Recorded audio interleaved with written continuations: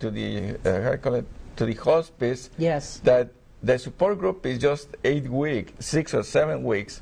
But I tell them bereavement is not just 6 or 7 weeks. Of Bereavement course. is sometimes you are good, you're you know, you come back again to the same thing, and that's what I attended 2 groups, because sometimes I still cry a lot. Yes. You see what I'm saying? So. Well, it makes total sense. I know when people I've worked with, when they've gone through a death in their family, just coming to talk to a psychologist about it, they say exactly what you say, that some days are better than others. They might go 5 months and all of a sudden they hear a song on the radio. Yes. That was their song, and they cry. Or whatever the trigger is, there's that place in your heart that's always touched, and you can't, you know, it always can come back again. I know. But the groups, it sounds like, were very supportive of you, and then you ended up becoming a volunteer after that. Yes, I did. Tell me a little about that. How did you decide that? Well, you know, I was reading a book by a Harvard psychologist, Molika. I don't know if you know him. I don't. Yeah. Okay, and he said that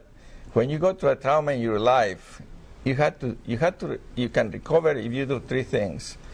One is that you have to do some meaningful work, volunteer in something, and have some spirituality. Okay, so I decided that, you know, doing something for somebody else will help me to heal myself.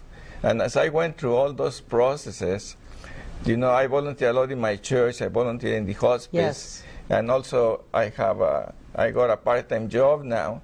So going through all that has helped me, you know, try to come to life again. You see what I'm saying? It makes wonderful sense. You are echoing one of the themes of this show, that when you start really giving to other people, that you really receive in enormous ways too. It makes you feel like you can have some effect. It makes you feel like you can really work on your own healing through helping others too. That's correct. And I think that's beautiful. That is so wonderful what you said. I appreciate it. Thank and you. Maybe for all 3 of you again, can you give me a few more examples for the people watching of where you could just really see how your services make such a difference for a family? I think sometimes it drives the point home when people hear specific examples too. So any that come to mind in your experience that really reminded you, like, I'm glad I do what I do.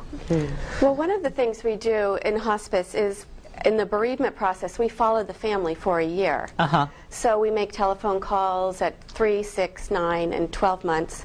I just sent out a holiday letter because the holidays are very difficult. So kind of coping with the holidays. And yesterday I made a lot of my bereavement calls, and you get some people on the phone and you don't, but when someone answers and they're like, oh, I can't believe you still remember me, and thanks for calling, and you know, yesterday was a really bad day, I can't believe you called today, I feel so much better. And wow, it makes a difference. It does make a difference. And in September I called someone, and he had just picked apples and was making apple pie. He's like, every year I did that with my wife, and I wasn't going to, but I decided to get up and do that this morning. And we're still thinking about them, you know, and we're there. They can always come to a support group.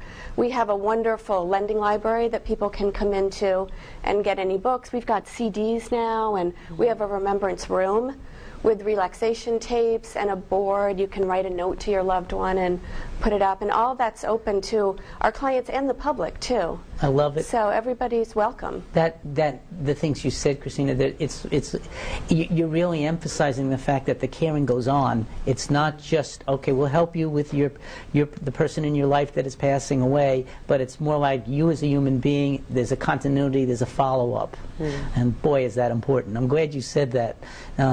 Anything that you guys would add about where you've seen things that have really touched you and made you proud?